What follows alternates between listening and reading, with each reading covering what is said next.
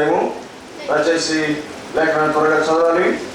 2వ కొరింథీయులకు రాసిన పత్రిక, కొరింథీయులకు రాసినటువంటి 2వ పత్రిక 6వ అధ్యాయము 8వ వచనము నుంచి 10వ వచనాల వరకు ఉన్నటువంటి భాగాన్ని మనం చదువుదాం. ఘనతల వలనను సుకీర్తి దుష్కీర్తుల వలనను దేవుని పరిచారకులమై ఉండి అన్ని స్థితులలో మమ్మల్ని మేమే మెప్పించుకొనుచున్నాము. మేము మోసగాండ్రమైనట్లుండి సత్యవంతులము, తెలియబడని వారమైనట్లుండి బాగుగా తెలియబడిన వారము, చనిపోవచ్చున్న వారమైనట్లుండి ఇదిగో బ్రతుకుచున్న వారము, శిక్షింపబడిన వారమైనట్లుండి చంపబడిన వారము, దుఃఖపడిన వారమైనట్లుండి ఎల్లప్పుడూ సంతోషించు వారము, దరిద్రులమైనట్లుండి అనేకులకు ఐశ్వర్యము కలిగించు వారము, ఏమీ లేని వారమైనట్లుండి సమస్తమును కలిగి ఉన్న వారము. దేవుని మనకి స్తోత్ర. ఈ మాటలో ఒక విరోధాభాస మనకు కనిపిస్తుంది. కనిపించడం ఒకలాగా, వాస్తవం ఒకలాగా. చాలా సులభంగా చెప్పాలంటే ఒక మాటలో ఈ మాటను ఘనత,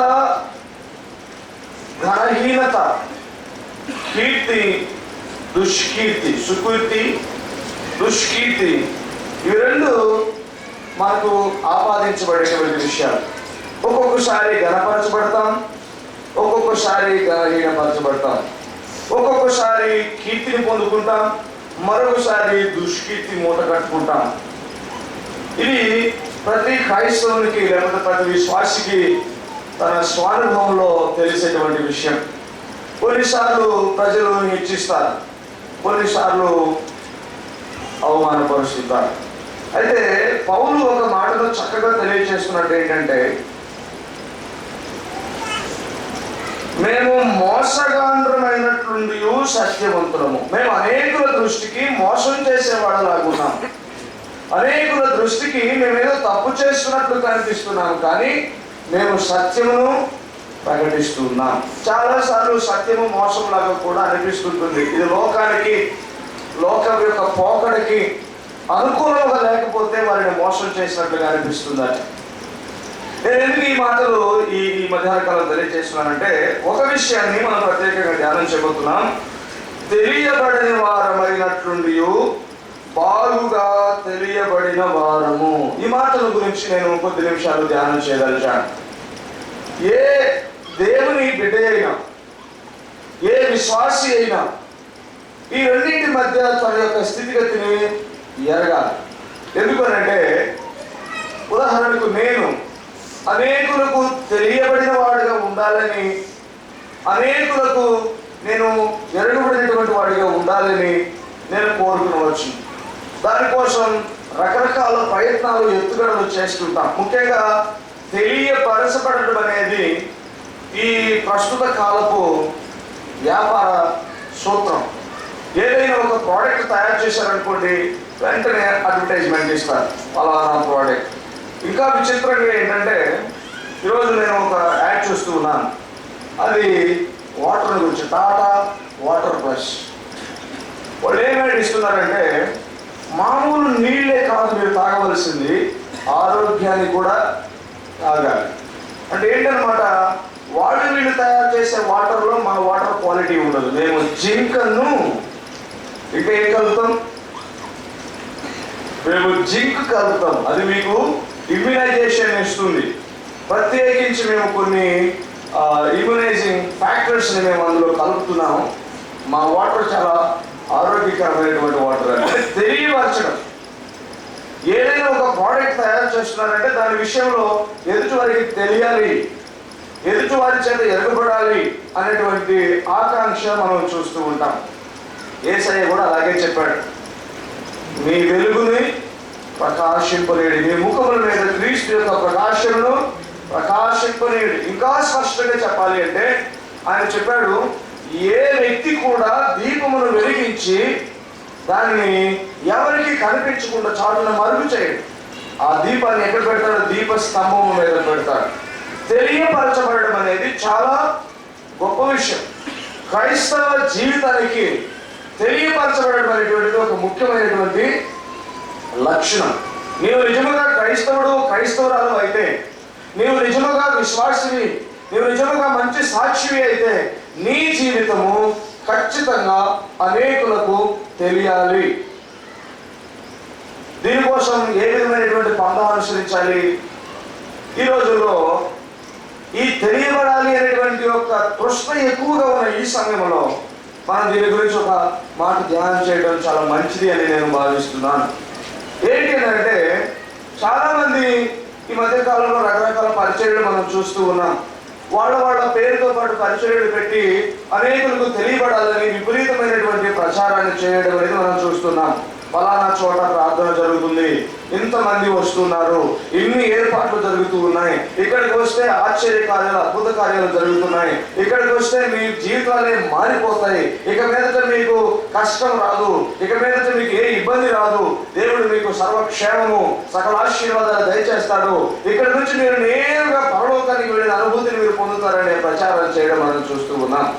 అయితే దేవుడి వాక్యం ఒక మాట సెలవిస్తూ ఉంది, మీరు తెలియబడని వారైనట్లు ఉన్నప్పుడు, ఎవరికి మీ గురించి తెలియదు అన్నప్పుడు నిజముగా తెలియబడిన వారు కావాలి అని అంటే ఏ విధమైన పందాలో, ఏ తరహాలో, ఏం చేస్తే ఆరోగ్యకరమైనటువంటి ఏ పద్ధతి ద్వారా, ఆత్మీయమైనటువంటి ఏ పద్ధతి ద్వారా మనం అనేకులకు తెలియపరచబడాలి. మన గురించి ఇతరులు మాట్లాడుకోవాలి అన్నప్పుడు దేని విషయం మాట్లాడుకోవాలి? ఇతరులకు మనం తెలియపరచబడాలి అని అంటే దేని విషయంలో తెలియపరచబడాలి? నేను ఒక మాటను మీ మధ్యలో తీసుకురావాలనుకుంటాను. ఇక్కడ ఒక మాట చాలా స్పష్టంగా రాయబడింది ఏంటంటే, తెలియబడని వారమైనట్లుండి బాగుగా తెలియబడిన వారము. చాలా సార్లు మన యొక్క ఐడెంటిటీ, మన యొక్క గుర్తింపు రహస్యంగా ఉంటుంది. నేను చాలా సార్లు కొంతమంది దైవ సేవకులతో మాట్లాడుతున్నప్పుడు మీరు ఎక్కడ పనిచేస్తారు అని అంటే, నేను ప్రైజ్ లార్డ్ ఫెలోషిప్ చర్చ్లో పనిచేస్తున్నాను అని చెప్పినప్పుడు ఎక్కడ ఉంటుంది అని అడిగిన వారు ఉన్నారు. హైదరాబాద్ పరిసర ప్రాంతాల్లో పరిచయం చేసేవాళ్ళు. నేను అప్పుడు అన్నాను, మా పరిచర్య దాదాపుగా ఆంధ్రప్రదేశ్ అంతా ఉంది, ప్రతి జిల్లాలోనూ కనీసం ఒక చర్చ్ అయినా ఈ సహవాసానికి సంబంధించినటువంటి చర్చ్ ఉంది, మరి వారు గొప్ప పరిచర్య చేస్తున్నారు, గత 25-28 సంవత్సరాలుగా ఈ పరిచర్య జరుగుతుంది అన్నప్పుడు మేము వినలేదు అన్న వాళ్ళు కూడా కొంతమంది ఉన్నారు. అప్పుడు వాళ్ళు అడిగినటువంటి ప్రశ్న ఏంటంటే, ఏమేమి కార్యక్రమాలు చేస్తారు? పెద్ద పెద్ద మీటింగ్స్ పెడతారా? పెద్దగా యూత్ మీటింగ్స్ అనో లేకపోతే రివైవల్ మీటింగ్స్ అనో ఇలా పెట్టి మీరు ప్రాపగేట్ చేస్తారా? పెద్ద చర్చ్ ఉందా?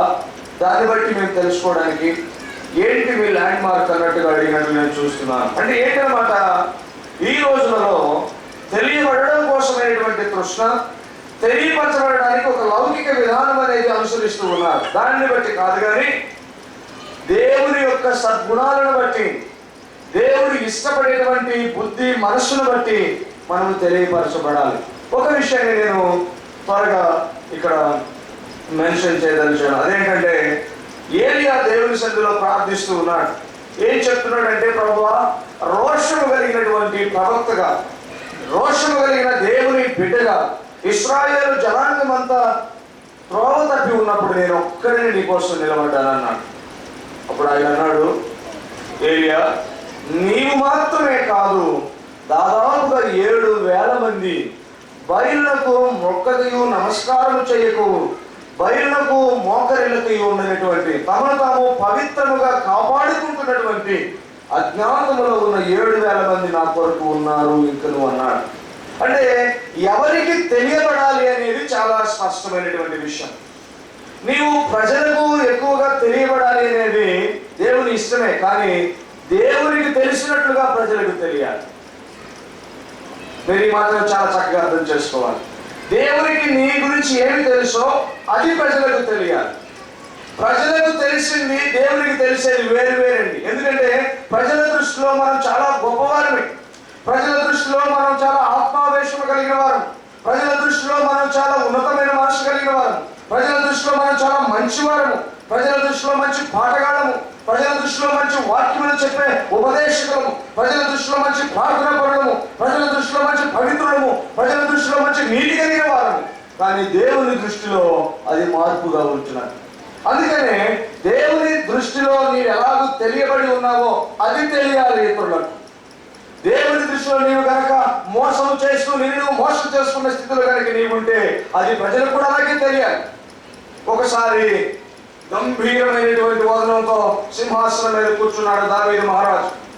ఆయన తీర్పులు వింటుంటే ప్రజలకు ఆహ్లాదకరంగా ఉంది, హృదయానందకరంగా ఉంది.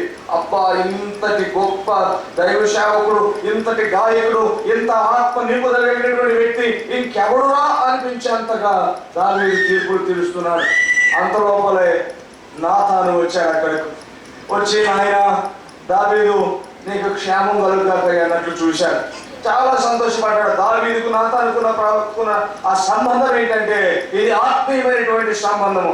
ఎప్పుడైనా దావీదుకు ఆత్మీయ అక్కర వచ్చిందంటే నాతాను పిలవాలనిపిస్తాడు. ఎప్పుడైనా రాజ్యము సంక్లిష్టంగా ఉంది అంటే నాతాను ఆయన సమీపిస్తూ ఉంటాడు, సంప్రదిస్తూ ఉంటాడు. వీరిరువురు ఆత్మీయ భాగస్వామ్యం కలిగినటువంటి వారు. వీరిద్దరూ స్పిరిచువల్ పార్ట్నర్స్ అన్నమాట. వారొకరి కోసం ఒకరు ప్రార్థన చేస్తారు, ఒకరినొకరు బలపరుచుకుంటారు. ఆ రోజు కూడా నాతాను దావీదుగా వచ్చాడు. ఎంత సంతోషం వేసిందో దావీదుకు. ఆయన చూడగానే లేచి కావలించుకున్నంత పనిచేశాడు అనుకుంటాను నేను. ఎందుకంటే ఆత్మీయుల మధ్య ఉండే అనుబంధం అలాంటిది. బహుశా ఇలాంటి చర్య జరుగుతున్నప్పుడు నేను గమనిస్తున్నా, అంటే నేను అర్థం చేసుకున్నది, నేను ఊహిస్తున్న విషయం ఏంటంటే నాతాను ఆ రోజు ముఖం అంతా గంభీరంగా పెట్టుకొని వచ్చాడు. ముఖంలో ఏమాత్రం సంతోషం లేదు. దావీదుని గురించి తను అనుకున్న భావాలన్నీ చల్లచెదరైపోయాయి. తన దృష్టిలో దావీదు అంటే ఒక గొప్ప గాయకుడు, ఆత్మచేత నింపబడినటువంటి వాడు. ఆయన ప్రార్థన చేస్తూ ఉంటే అపవిత్రాత్మలు పారిపోతాయి. అలాంటి గొప్ప దైవ సేవకుడు అంతకు మునుపు ఇప్పుడు ఒక విషయం తెలిసిపోయింది దావీదు గురించి. ముఖం అంతా గంభీరంగా పెట్టుకుని వచ్చాడు.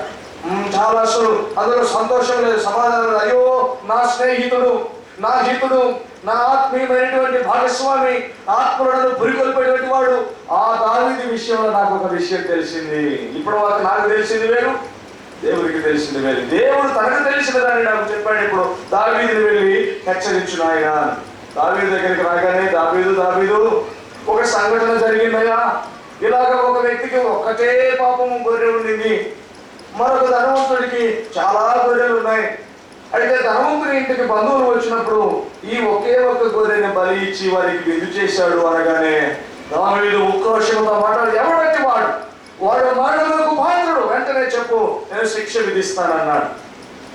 వెంటనే నాతాను అంటున్నాడు, ఎవడో అయితే నాకేంటయ్యా ఇంత బాధ, ఎవడో అయితే నా ముఖం ఎందుకయ్యా ఇంత విచారంతో ఉండాలి? ఆత్మీయుడు తప్పు చేసినప్పుడే కదా ప్రైజ్ లార్డ్ ఫెలోషిప్ చర్చ్కి వస్తూ సహవాసంలో ఉంటూ సహవాస నియమాలుగా తెలుసుకుంటున్నటువంటి మీరు చేసినప్పుడే కదా నా మనసు విచారంతో ఉండిపోయేది. నిరంతరం ఆత్మ పరవశం మీద దృష్టి పెట్టి ఆత్మల గురించి పదే మాట్లాడుకునేటువంటి సంఘమే ఇలా ఉన్నప్పుడే కదా మనసు అంతా విచారంతో నిండిపోయేది. అట్లానా ఏంటి? ఎవరు చెప్తున్నాడు? ఎవరో కాదు, నువ్వే ఆ వ్యక్తి, నువ్వే. బత్షెబా విషయంలో నీవు చేసినటువంటి ఘోర దుష్కార్యం ఏంటి అని అడగగానే దావీదుకు తెలిసిపోయింది. అయ్యో, ఇట్టి పాపము మరణములకు పాత్రమైనటువంటిది, ఇట్టి పాపము భయంకరమైనటువంటిది.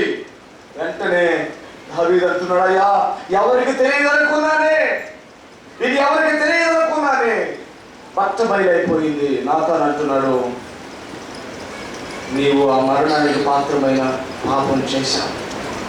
ప్రియ సహోదరుడా, చాలా జాగ్రత్తగా ఈ విషయాన్ని మనం మనసులో పెట్టుకోవాలి.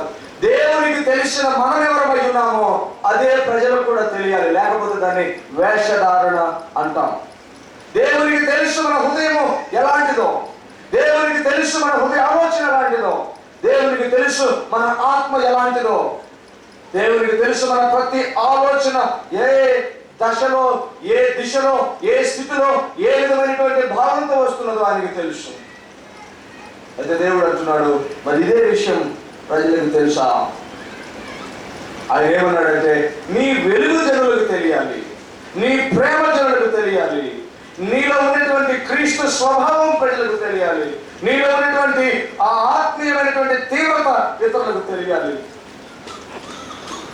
కానీ ఈ రోజుల్లో మనం తెలియజేస్తుంది వేరేగా ఉంది. ఇది పైకి తెలియచేయడము లోపల వేరు. అందుకని నేను ఈ ఉదయకాలంలో ధ్యానం చేస్తున్నప్పుడు నా మనసులోనికి దేవుడు ఒక ఆలోచన పెట్టినట్టుగా నేను చాలా స్ట్రాంగ్గా ఫీల్ అయ్యాను. అదేంటంటే నెహెమ్యా గ్రంథంలో 3వ అధ్యాయంలో కొంతమంది వ్యక్తులు ఉన్నారు. వీరి గురించి మనం ఎప్పుడు ప్రసంగించుకోలేదు, మనం ఎప్పుడు వీరి గురించి పెద్దగా దృష్టి పెట్టలేదు. కానీ వీరి గురించి దేవుడికి తెలిసిన దాన్ని మనకు రాయిస్తున్నాడు. ఎంత చక్కని మాటలు రాయిస్తున్నాడంటే దాని విషయంలో నెహెమ్యా గ్రంథం చాలా త్వరగా మనం ధ్యానం చేద్దాం. నెహెమ్యా గ్రంథము 3వ అధ్యాయంలో నుండి కొంతమంది వ్యక్తులను మనం వారి యొక్క వ్యక్తిత్వాన్ని గురించి మనం ధ్యానం చేద్దాం. దేవునికి తెలిసిన వారి వ్యక్తిత్వం ఏంటో నెహెమ్యా గ్రంథము 3వ అధ్యాయము వచ్చేసి 3వ అధ్యాయం 30వ వచనం చదువుదాం. పెద్దగా చదవదాము. హనన్యాయును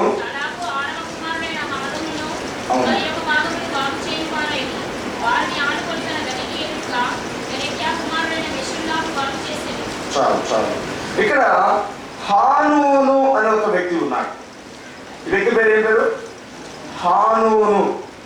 ఈ హానూను అనే వ్యక్తికి ఉన్నటువంటి పేరు చాలా చాలా మధురమైనటువంటి పేరు. ఎందుకంటే ఈ హానూను అనే మాటకు, ఆ పేరుకు అర్థం ఏంటంటే కృప కలిగిన వాడు, అనుగ్రహము పొందినవాడు.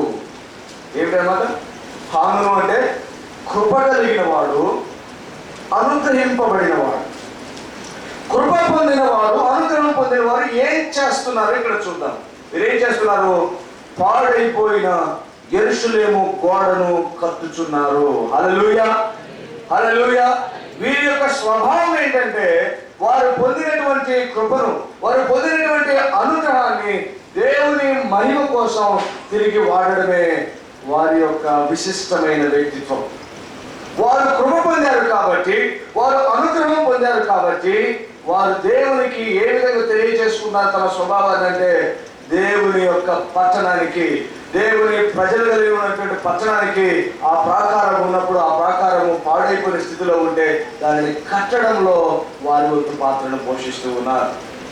ఎలా వాళ్ళు తెలియపరచబడుతున్నారంటే మనం ఎప్పుడు ఈ హానుల గురించి మనం ధ్యానం చేసుకోలేదు. కానీ మనం ఎవరి గురించి ధ్యానం చేస్తామండి? ఎక్కువగా కొద్ది పేర్లు ఉంటాయి మనకు బాగా తెలిసిన. అబ్రహాము, నోవాహు, దావీదు, సంసోను, సమూయేలు, పౌలు, పేతురు, యోహాను, యాకోబు, అయిపోయింది వారి. చాలా అరుదుగా మనం మాట్లాడుకున్నటువంటి కొన్ని లక్షణాలు కలిగిన వ్యక్తులు, విశిష్టమైన వ్యక్తులు ఈ నెహెమ్యాలో ఉన్నారు. వారి ఒకనొక పేరు హానూను. నీవు నేను నిజముగా కృప పొందిన వారమైతే, నిజముగా నేను అనుగ్రహింపబడ్డాను అని మనం నమ్ముతున్న వారమైతే, దేవుని పరిచర్యలో, ఈ కట్టే పరిచర్యను విస్తరించడంలో, దేవునికి మహిమ తీసుకొని రావడంలో నిజంగా మనము దేవునికి తెలియబడిన వారమా? మన స్వభావం అలాంటిది అని మనం దేవునికి తెలియజేసే ప్రయత్నం చేస్తున్నామా? ఎందుకనంటే నేను ఒక చిన్న ఉదాహరణ చెప్తాను. ఒకసారి ఒక యవనస్తుడు, పేరు అవసరం లేదు కానీ ఒక యవనస్తుడు దేవుని వాక్యాన్ని చెప్పడానికి చాలా ఆసక్తికరంగా ఉన్నప్పుడు ఆ యవనస్తుడు దేవుని వాక్యాన్ని చెప్పాలన్న ప్రశ్నతో ఒక సంఘంలో వాక్యం చెప్తున్నాడు. నేను అప్పుడు ఒక విషయంలో గద్దించాను. ఓ యవనస్తుడా, నీవు కొంత అవగాహనతో వాక్యాన్ని కొంచెం సిస్టమేటిక్గా నేర్చుకొని చెప్తే బాగుంటుందేమో అని నేను చెప్తున్నాను. ఇప్పుడు ఆ వ్యక్తి అన్నాడు, లేదు, నాకు దేవుడు చాలా తీవ్రత ఇచ్చాడు, నన్ను బాగా ప్రేరేపిస్తున్నాడు, నేను ఖచ్చితంగా వాక్యాన్ని చెప్పాలి అని చెప్పాడు. నేను ఆ తర్వాత విన్నాను, చాలా దగ్గర మా ఇంటికి. అప్పుడు నేను విన్నాను, ఆ యవనస్తుడు వారి తండ్రిని ఎంత దుష్భాషలాడుతున్నాడంటే తన నోటితో ఈవెన్ అన్యులు కూడా మాట్లాడని దుష్భాష తన నోటితో తన తండ్రిని తిడుతున్నాడు. మరుసటి రోజున నేను మళ్ళా గుర్తు చేశాను, నీవు వాక్యం చెప్పడానికి ఎంత ఆవేశపడుతున్నావో నీ నోరు కంట్రోల్ లేకుండా అంత ఆవేశంతో నేను మాట్లాడుతూ ఉన్నా. నీకు జన్మనిచ్చిన తండ్రిని అలాంటి దుష్భాష మాట్లాడుతున్న నీవు, నేను ఆత్మావేశంతో వాక్యం చెప్పాలనిపిస్తుంది, నాకు ఎలా చెప్పగలవు అన్నప్పుడు సమాధానం లేదు.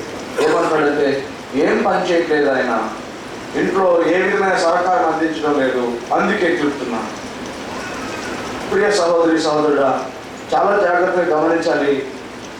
ఇలాంటి కార్యాల వలన ఎవరైనా చూసినప్పుడు ఏమంటారంటే, నిన్న సమయంలో మాట్లాడుతున్నప్పుడు నాకు దేవుని ఆత్మావేశము, నేను దేవుని కోసం స్థిరమైన గట్టి పరిచయం చేయాలని నిర్ణయించుకున్నాను అన్నాడే, మరి ఇంటికి వస్తే ఇలాగ మాట్లాడుతున్నాడు ఏంటి అన్నప్పుడు దేవుని ఆత్మ ప్రేరణ మీద ప్రజలకు నమ్మకం కోల్పోవడం, లేకపోతే ఆ ఆత్మ ప్రేరణ మీద మనుషులకు సదభిప్రాయం పోవడము మనం చూస్తూ ఉంటాం.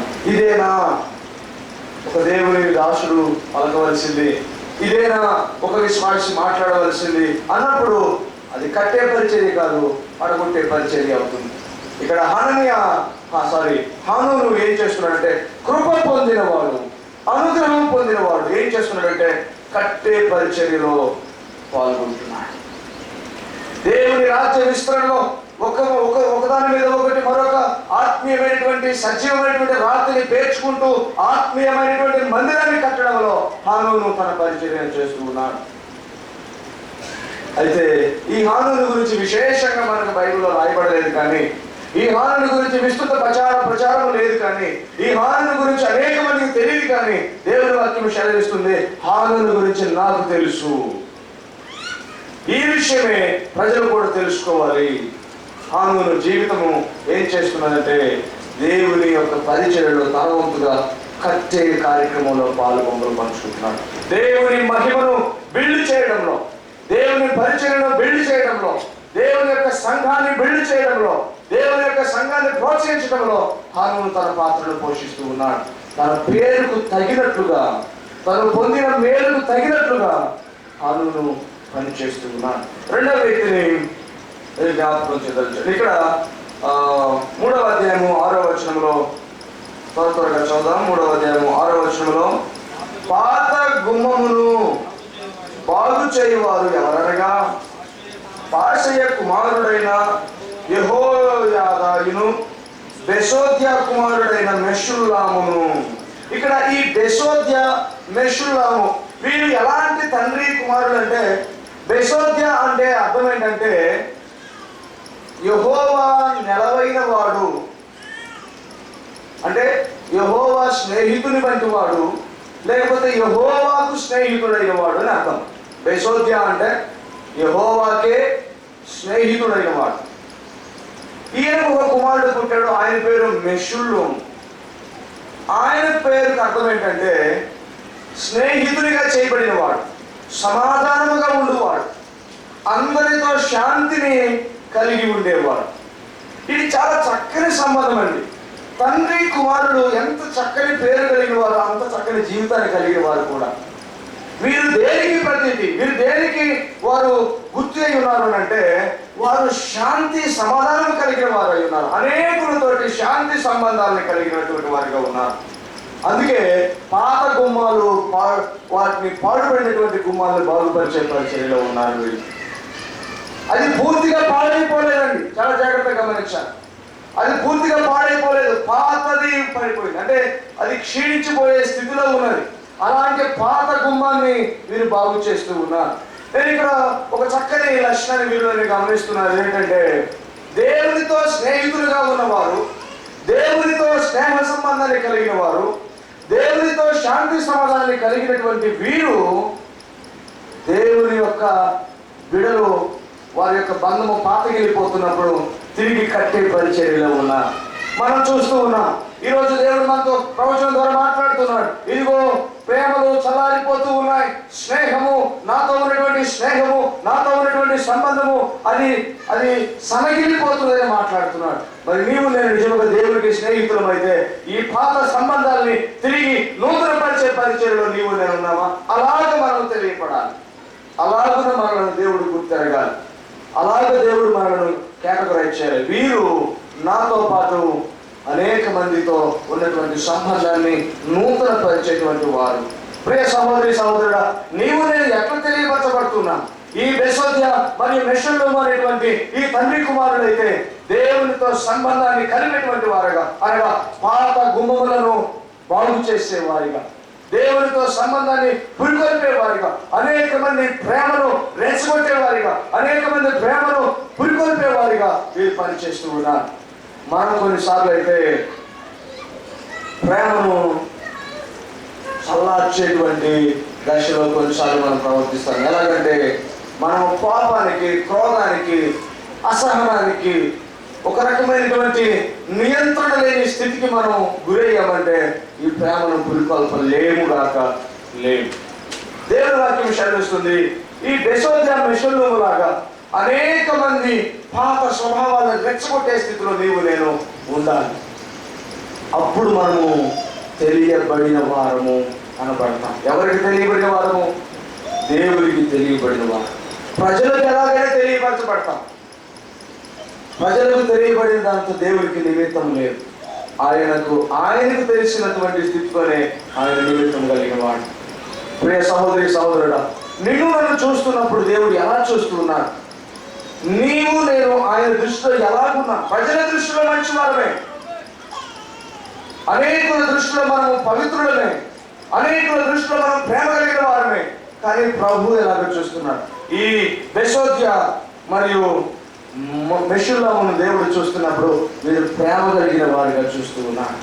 స్నేహము, దేవునితో స్నేహం కలిగిన వారిగా చూస్తూ ఉన్నారు. వాళ్ళు పాత వాటిని బాగుపరుస్తూ ఉన్నారు.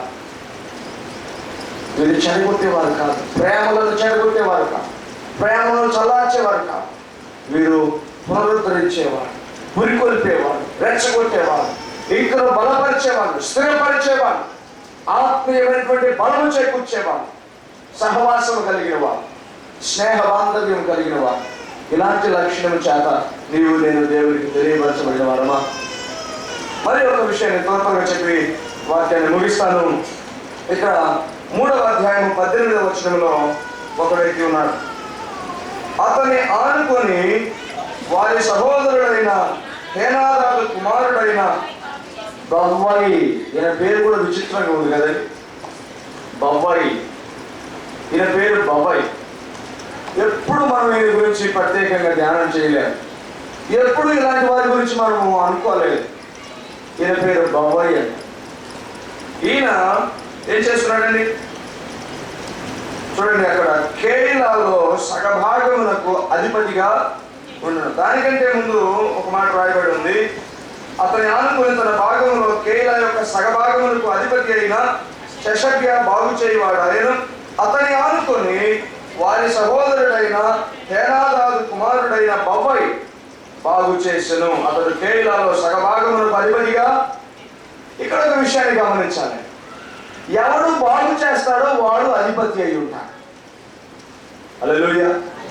ఎవడు పని చేస్తాడో వాడు అధిపతి అయి ఉంటాడు. ఎవడు దాసుడు అవుతాడో వాడు నాయకుడు అవుతాడు. ఎవడు కష్టిస్తాడో వాడు ఫలాన్ని అనుభవిస్తాడు.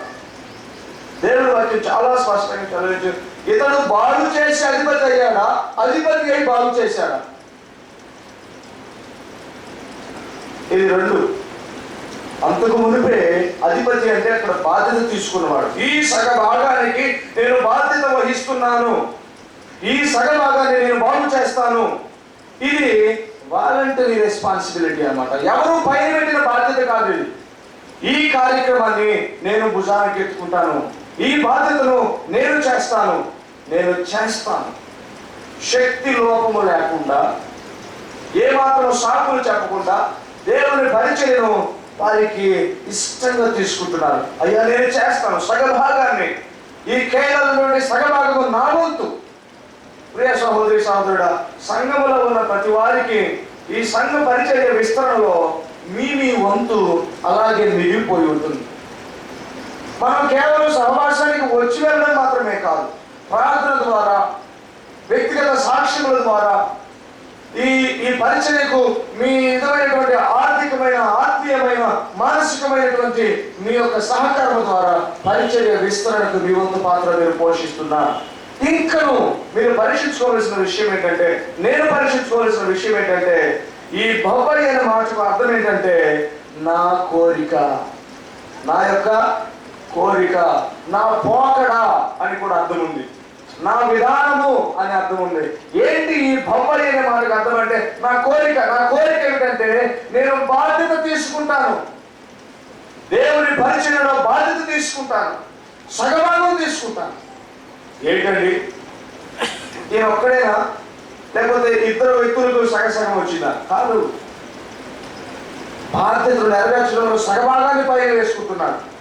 అంత ఒక 100% ఉందనుకోండి, 100 మంది ఉంటే ఒక్కొక్కరికి ఒక్కొక్క శాతం వస్తుంది. కానీ ఈ బాబాయ్ అనేటువంటి వాడు ఏం చేస్తున్నాడంటే 50% నేను ఒక్కడినే చేస్తాను. ఇది ఆత్మలో తీవ్రత. ఇది నా కోరిక ఏమిటంటే నేను భరించవలసిన బాధ్యత కంటే ఎక్కువ నా మీద నేను తీసుకుంటాను. నేను పరిచయ విస్తరణ కోసం నేను చేయవలసిన పాత్ర కంటే ఇంకా ఎక్కువ పాత్ర నా మీద పెట్టుకుంటాను. ఇంకా ప్రార్థన చేస్తాను, ఇంకా ప్రేరేపిస్తాను, ఇంకా ఇంకా ఇంకా పరిచయలో నా వంతు పాత్ర నేను పోషిస్తాను. బాబాయ్ దేనికి తెలియబడ్డాడంటే తనకు మించిన బాధ్యతను పైన పెట్టుకోవడంలో తను తెలియపరచబడుతున్నాడు. నీవు నేను ఎలా తెలియపరచబడుతున్నా? నీ పరిచయం లేకపోతే దేవుని కొరకు నీవు నేను ఏం చేయగలుగుతున్నా? సంఘ పరిచయంలో నీవు నేను ఏం చేయగలుగుతున్నా? మనకి పబ్లిసిటీ లేకపోతే బాగా తెలియపరచబడడం అంటే ఒకవేళ మక్కువ ఉండొచ్చునేమో, కానీ ఇక్కడ వీరి గురించి పెద్దగా ఎవరికి తెలియదు. ముఖ్యంగా ఈనాటి సంఘానికి ఎక్కువగా దృష్టి పెట్టిన వీళ్ళు ఎవరో కూడా. కానీ వీరు ఆయా కాలంలో వారి యొక్క బాధ్యతను న్యాయబద్ధంగా చాలా ఆత్మీయమైనటువంటి అంకిత భావంతో వారు నెరవేర్చినట్లుగా మనం చూస్తున్నాం. చివరిగా ఇద్దరు పేర్లు మీకు జ్ఞాపకం చేస్తాను. నెహెమ్యా గ్రంథము 3వ అధ్యాయము 20వ వచనంలోనే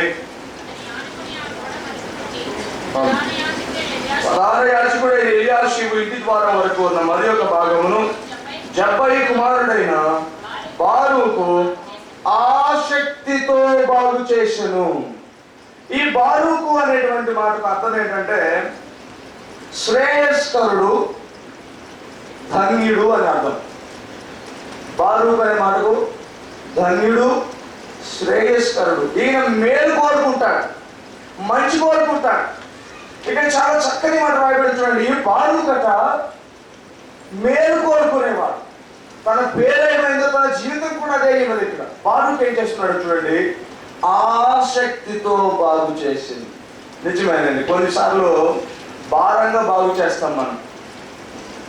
నీ శత్రువును ప్రేమించమంటే బైబిల్లో చెప్పబడింది కాబట్టి బలవంతంగా బాగు చేయడం, బలవంతంగా క్షమించడం బైబిల్ ఇలా ఉంది కాబట్టి చేయడం.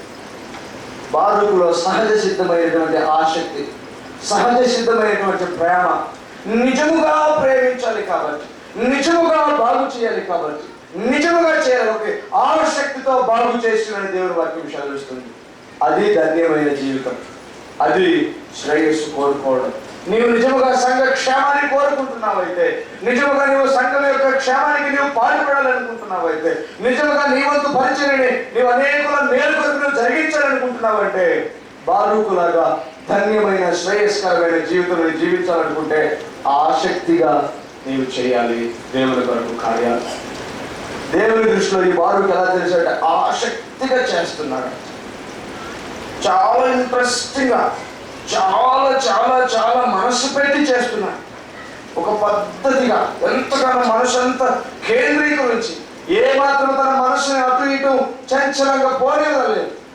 ఒకే ఒక పాయింట్ మీద బేస్ అయిపోయి నేను బాగు చేయాలి ఆసక్తిగా తన దృష్టి అంతటిని పెట్టి ఈ వ్యక్తి పని చేస్తూ ఉన్నాడు.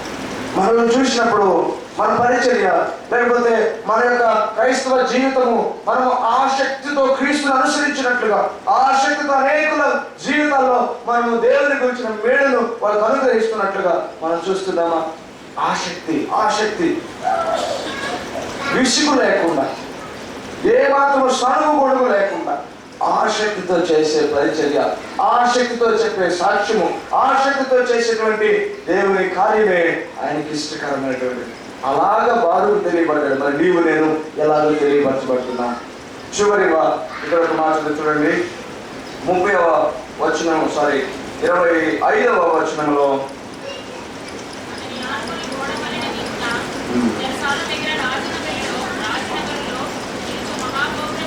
మహాగోపురము వరకు ఊజై కుమారుడైన ఫారాలు బాగు చేయబడాను. అతని ఆనుకొని ఫరోషు కుమారుడైన పెదాయా బాగు చేశాను.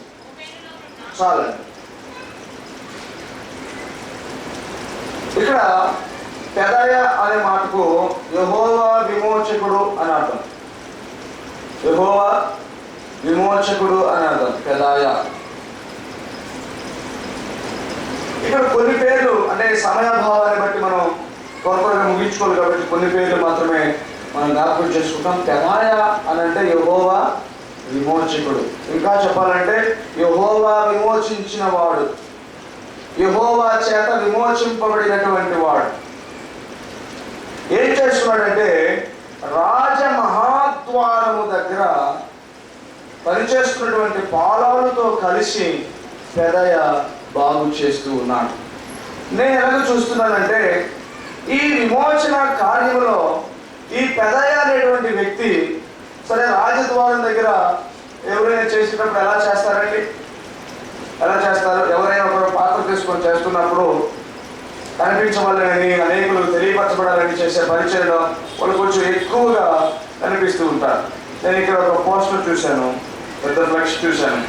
అక్కడ ఒక పెద్ద బొమ్మ వేసి కింద ఒక పేరు రాసి ఉంది. ఆయన రాజశేఖర రెడ్డి గారితో ఒక ఫోటో, దానం నాగేంద్ర గారితో ఒక ఫోటో, ఇలాగ రకరకాల రాజకీయ నాయకులతో ఫోటోలు వేసినప్పుడు ఆ ఫోటోలు ఎలాగున్నాయంటే వాళ్ళు గమ్ము కూర్చొని నిలబడి ఉన్నారు, ఈ మాత్రం మాట్లాడుతున్నాడు. ఆ ఫోటోలు వేయించి ఒక పెద్ద ఫ్లెక్స్ వేయించున్నాను. నేను ఆ ఫోటోని ఫ్లెక్స్ని గమనిస్తున్నప్పుడు ఓహో తన గురించి తాను చెప్పుకునేటప్పుడు తను ప్రత్యేకంగా కనపడాలని, ప్రత్యేకమైన ఆకర్షణగా ఉండాలని, అందరూ తన మీదే దృష్టి పెట్టాలని ఆయన చేస్తున్నట్టుగా ఉన్న ఫొటోస్ అన్ని ఆ ఫ్లెక్స్లో వేయించారు. అంటే ప్రధానంగా కనపడే చోట్ల ఎక్కువ వీడియో కవరేజ్ ఉంటుంది, ఎక్కువగా మనం గమనిస్తారన్న చోట్ల కొంచెం కొంతమంది ఎక్కువగా అక్కడక్కడ ఉంటారు. మిగతా వాళ్ళని అసలు ఆ దగ్గర కూడా రానివ్వరు. ఈ రాజనగర దగ్గర రాజద్వారం దగ్గర పనిచేసే వాళ్ళు కూడా పెదయాలు కూడా అట్లాగే ఉండొచ్చు. పక్కకు ముందు ప్రధానంగా మేం చేస్తున్నాను. ఇక్కడ యెహోవా విమోచించిన వారికి ఇలాంటి వేషజాలు ఉంటాం. వాళ్ళు నన్ను ఫోకస్ చేస్తారా లేదా, నన్ను ముందు పెడతారా లేదా, నాకు గుర్తింపు వస్తుందా లేదా, ఇవన్నీ ఉండవు. యెహోవా చేతనే విమోచించబడిన వాడును, ఈ విమోచన కార్యంలో నా వంతు నేను చేస్తాను, వీడి బట్టి కాదు. హల్లెలూయా. యెహోవా చేత విమోచించిన వారు వ్యక్తిగతమైన గుర్తింపు కాక యెహోవా విమోచనను విస్తరింపజేసే దశలో వారు పైకి వచ్చినా రాకపోయినా, వారు కనిపించినా కనిపించకపోయినా, అనేకుల చేత మెప్పించకపోయినా వారు వారి పనిని ఖచ్చితంగా చేస్తూనే ఉంటారు, నిర్వహిస్తూనే ఉంటారు. ఇది యెహోవా విమోచించిన వారి యొక్క స్వభావం. కనుక దేవుని వాక్యం నుంచి మనం కొద్దిమంది పేర్లు చూశాం. మొదటిగా ఎవరి గురించి మాట్లాడుకున్నాం? హానూను. ఆయన అనుగ్రహింపబడిన వాడు, కృప పొందిన వాడు. ఏం చేస్తున్నాడు? కట్టే పరిచర్యలో, నిలబెట్టే పరిచర్యలో, అనేకులను బలపరిచే పరిచర్యలో హానూను వాడబడుతున్నాడు. ప్రియ సహోదరి సహోదరుడా, నీవు నేను కృప పొందాము. మరి మనం కృప పొందినందుకు ఎంతమందిని క్రీస్తులో బలపరుస్తూ ఉన్నాం, ఎంతమందిని క్రీస్తులో నిలబెడుతున్నాం, ఎంతమందిని క్రీస్తులో మనం బలపరుస్తూ ఉన్నాం. క్రీస్తు పరిచర్యలో మనం సజీవ రాళ్ళుగా మారి ఆయన కొరకు మందిరముగా కట్టబడుచున్నాం. మనం పరీక్షించుకోవాలి. ఇలాగ తెలియబడుతున్నామా, లేకపోతే లోపల మనము కూలిపోతూ అనేకులను కూల చేసేటట్టుగా మనం ఉంటూ పైకి వేరేగా మనం తెలియబడుతున్నామా? మనం రెండోది మనం చూసాం, బెసోద్యా. ఆయన పేరు, ఆయన కొడుకు కుమారుని పేరు మెషుల్లము. వారు దేవునికి స్నేహితులు. వారు ఏం చేస్తున్నారంటే పాత గోడలు బాగు చేస్తూ ఉన్నారు. పాత సంబంధాలు, ఒకప్పుడున్న సంబంధాలని మళ్ళీ పునరుద్ధరిస్తున్నారు. మనం అనేకమైనటువంటి కారణాల చేత వెనకబడిపోయిన, ప్రేమలో చలారిపోయిన అనేక మంది విశ్వాసుల యొక్క బంధాలను దేవుడితో మళ్ళీ తిరిగి మనం నూతన పరిచర్యలో ఎంత తీవ్రంగా ఉన్నాం, ఎంత ఆసక్తిగా ఉన్నాం అనేది మనం తెలుసుకోవాలి. ఆ విధంగా మనం దేవునికి తెలియపరచబడుతున్నాము. ఆ విధంగా మన గురించి అనేకులు గుర్తెరుగుతున్నారు. అలాగే బొవ్వాయి, తన అర్థం ఏంటంటే తన పేరుకు నా కోరిక, నా యొక్క పోకడ ఏంటి అని అంటే తన వంతు పని మాత్రమే కాకుండా సగభాగానికి నేను అధిపతిని, సగభాగం నా యొక్క బాధ్యత అంతా కూడా నేను మీద వేసుకొని చేస్తాను. అది నా కోరిక. దేవుని కోసం అధికమైన భారం మోస్తాను, అది నా కోరిక. దేవుని కోసం నేను చేయవలసిందే కాదు, ఇంకా ఎక్కువే చేస్తాను. నాకంటే నేను చేయవలసిన దానికంటే కూడా ఇంకా ఎక్కువే చేస్తాను, అది నా కోరిక. అలాగే చెయ్యాలనేది నా కోరిక అనేది బొవ్వాయి. మరి మనము అలాగ బొవ్వాయి లాగా పేరుకు తగినట్లుగా మనం దేవుని కోసం పెద్దవైనటువంటి బరువులు, ఎక్కువైనటువంటి భారం పెట్టుకోవడానికి మనం ఇష్టపడుతున్నామా? అలాగే తెలియపరచబడుతున్నామా మనం అనేకులకు? అలాగే బారూక్ అంటే శ్రేష్టమైన వాడు, శ్రేయస్కరమైన వాడు, ధన్యుడు అనే మాట ఉంది.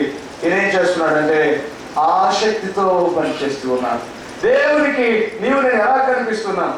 ఆసక్తిగా చేసేవారిగా కనిపిస్తున్నామా, లేదా ఆచారంగా చేస్తున్న వారిగా కనిపిస్తున్నామా? కొన్నిసార్లు మనం ప్రార్థన చేస్తుంటాం. మనం ప్రార్థన చేస్తున్నప్పుడు కొన్ని మాటలు మనకు తెలియకుండా వచ్చేస్తూ ఉంటాయి. ఉదాహరణకి నేను ఎప్పుడు జ్ఞాపకం చేస్తాను, భోజనం ముందు మనం చేపెట్టి ప్రార్థన చేసేటప్పుడు ఒక మాట ఆలోచనగా మన పనేం లేకుండా వస్తుంది.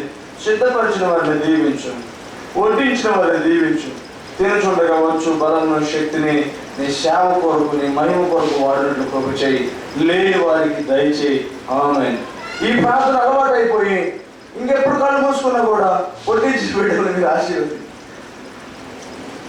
సిద్ధపరిచిన బిడ్డలు మీరు ఆశీర్వదించు. ఎందుకంటే ఇది పదే అలవాటు అయిపోయింది. భోజనం చేసేటప్పుడు తప్ప మిగతాప్పుడు ప్రార్థన చేసే అలవాటు లేదనుకోండి, ఇంకెప్పుడు ప్రార్థన చేయాలని ఈ ప్రార్థన వస్తుంటుంది.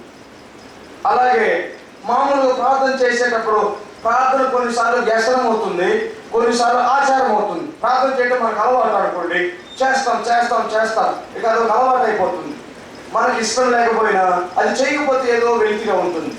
నిజంగా చేయాలని కాకపోయినా అది చేయకపోతే ఒక ఫీలింగ్ ఉంటుంది. చెయ్యాలి, ప్రార్థన చేయాలి. అప్పుడు వస్తాయి మాటలు. ఎలాగ వస్తాయంటే ఎక్కడ లేని పట్టి అంతా వచ్చేస్తుంది నోటికి మనకు.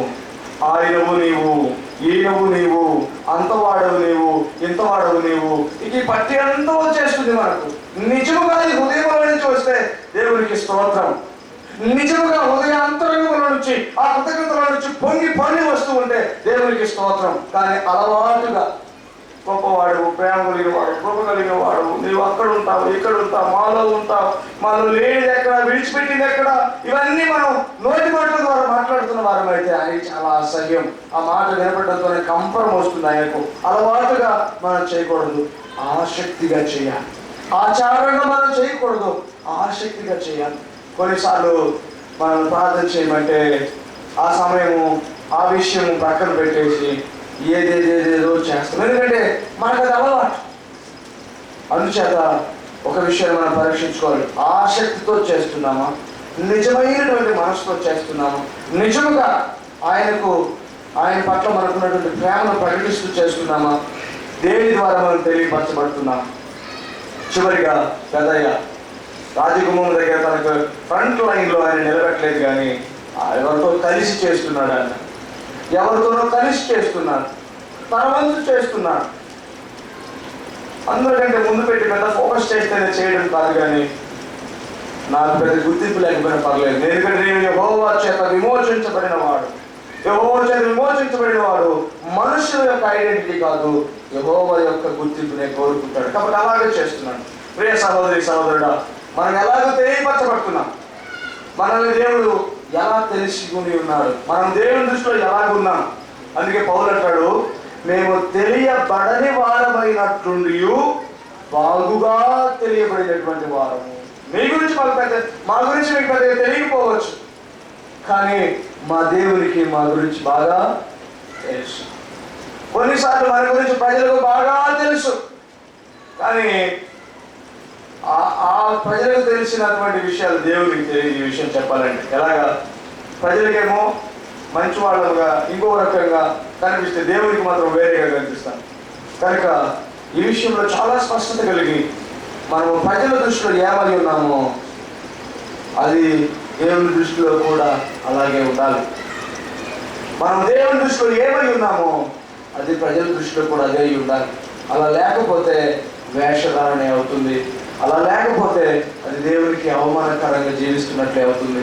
కనుక అలాంటి జీవితాన్ని యోగ్యమైన జీవితం అంటాం. యేసయ్యకి ఎవరమై ఉన్నామో ప్రజలు కూడా అదే ఉండాలి. ఆయనకేమో చక్కగా ప్రజలకు మంచిగా అంటే అప్పుడు ఆయన అవమానపరిచినట్లే అవుతుంది. కనుక మనం ఈ విషయంలో జ్ఞాపకం చేసుకున్నాం. ప్రభువా, నేను లోపల బయట ఒకే రకంగా, నేను ప్రేమ కలిగిన వాడిగా, ఆసక్తి కలిగిన వాడిగా, గొప్ప పని చేసేవాడిలాగా, గుర్తింపును కోరుకునకుండా నిస్వార్థంగా దేవుని పరిచర్యను దేవుడు ఇష్టపడుతున్నట్టుగా చేయడానికి నేను ఇష్టపడుతున్నానయ్యా అని మనం తీర్మానం చేసుకోవాలి. అలాంటి తీర్మానమే యోగ్యమైన జీవితం. అలాంటి యోగ్యమైన జీవితాన్ని ఇంకా దృఢపరచడానికి ఆయన శరీరాన్ని, రక్తాన్ని మన మధ్యలో ఉంచాడు.